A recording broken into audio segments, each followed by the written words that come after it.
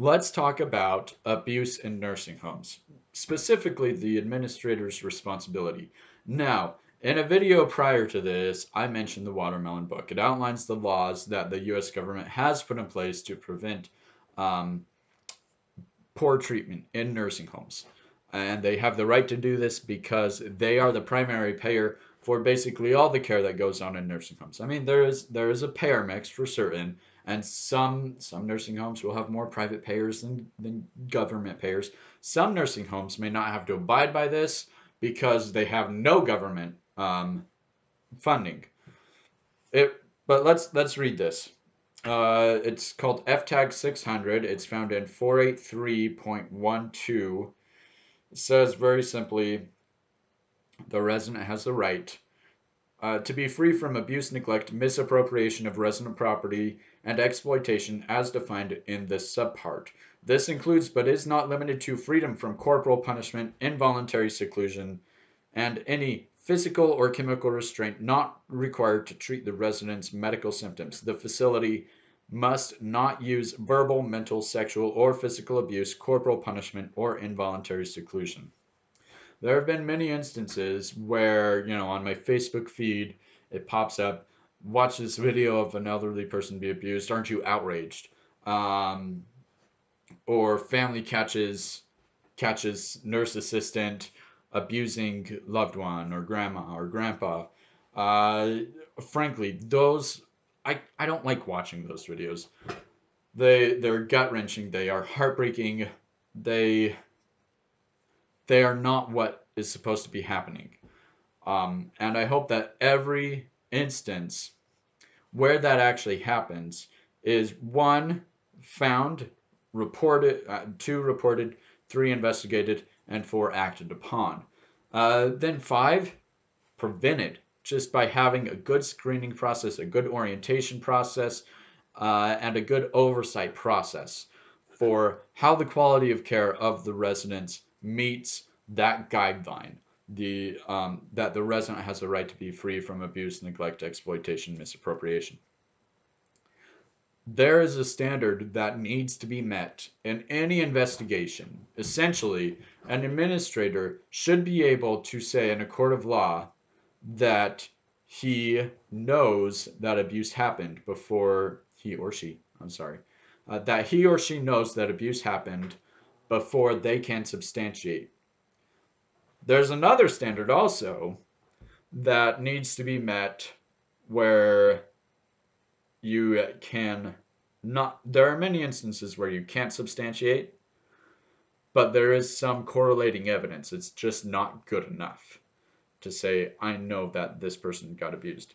For this reason, an administrator has many tools in their investigative toolkit. They have interviews, they have statements. Some have video camera evidence, some do not.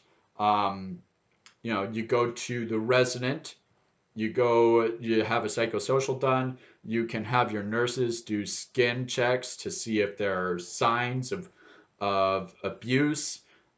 You can ask coworkers if there's been a history against an alleged caregiver um, for poor treatment of a resident. Go to the resident, ask them. Go to the resident's family, ask them.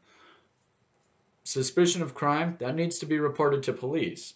The police need to do their own investigation into these suspicions. Um, if there is not a suspicion of crime, but there's still a suspicion of abuse, and that doesn't have to just come from caretakers. There are types of abuse where it's called resident to resident altercation, that can be physical or verbal or emotional or mental. Um, those need to be reported. And you can generally go to the Department of Family Services or Adult Protection Services, whatever your state has, and report those cases because that Adult Protective Services representative has a job to do also with that. You can report it to the ombudsman because the ombudsman, as the legal representative for the vulnerable population, has a job to investigate that also, or to follow up on your investigation and make sure your investigation is going well.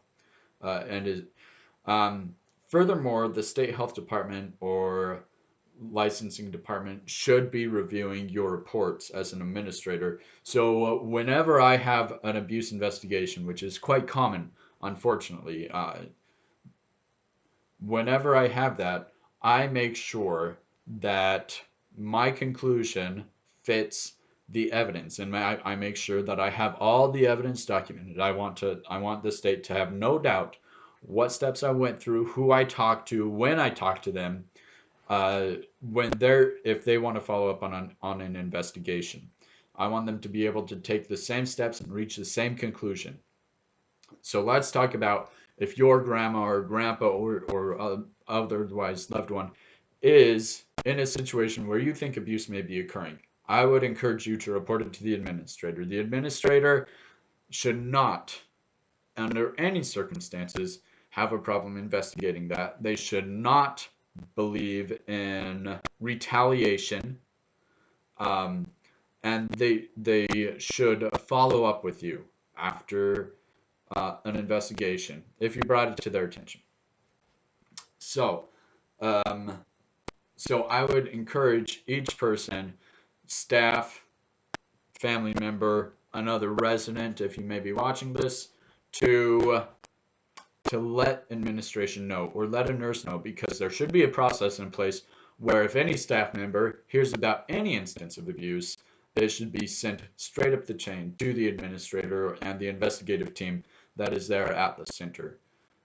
My name's Anthony Robbins. I'm a nursing home administrator. I look forward to helping people out. If you have any questions, please reach out to me just through this channel. I'm interested in hearing your feedback and knowing what you want to talk about. I'm going to keep creating content.